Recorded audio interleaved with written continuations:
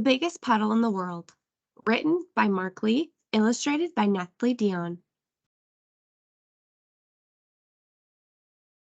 Charlie and I were staying with Granny B and my grandfather Big T for 6 whole days.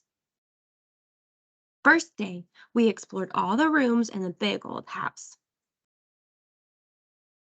Then it started to rain. So the second day, we stayed inside and explored a few more places, but it kept raining. The third day, we played dress up, and the rain didn't stop. Charlie and I wanted to go outside, but there was too much rain. Big, fat drops of it splattered on the ground. Water gushed out of a gutter spout. "Where does the rain come from?" I asked my grandfather.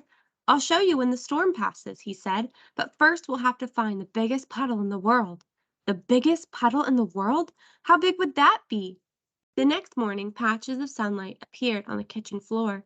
"Big T is outside with Keeper," Granny B said. "After breakfast, you can go exploring."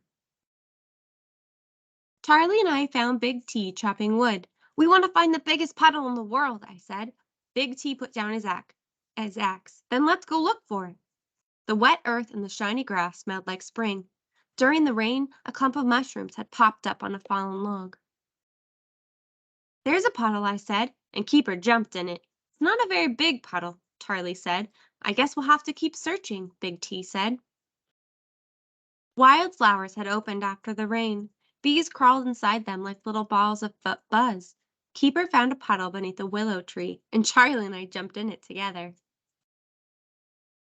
"That was still a small puddle," I said. "We need to find one bigger than that." Our grandfather smiled. "Follow the water." Charlie and I found a trickle coming from the puddle, and that combined with other trickles and fed into a stream. We followed the stream, and it emptied into a pond. Water striders glided across the surface. In the shadows, tadpoles emerged from filmy white eggs. "The pond is like a big puddle." "That's right. A lot of small puddles make a bigger one." Big T scooped up some water with his hand and dripped it onto a flat rock. Then he pulled out a pencil and a piece of paper and asked me to draw a puddle map. When I was done with my map, I looked at the flat rock. The water had disappeared. "Where did it go?" I asked. "Look up and you'll see. The water in the air becomes the clouds in the sky." "This little pond makes all those big clouds?" "It's water from ponds and rivers and the biggest puddle in the world." I jumped up. "Let's go find it." On the other side of the pond, we found a river. We followed it through thorn bushes and down a muddy hill to a beach that faced the ocean.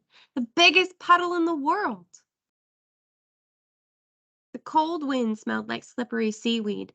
Waves rolled in with a rushing, hushing sound. Charlie touched my arm. "You're it!" I shouted, and we ran along the edge of the surf, kicking up spray. Back at the house, we took off our wet clothes and ate dinner at the big table. Granny B served blackberry pie with ice cream for dessert.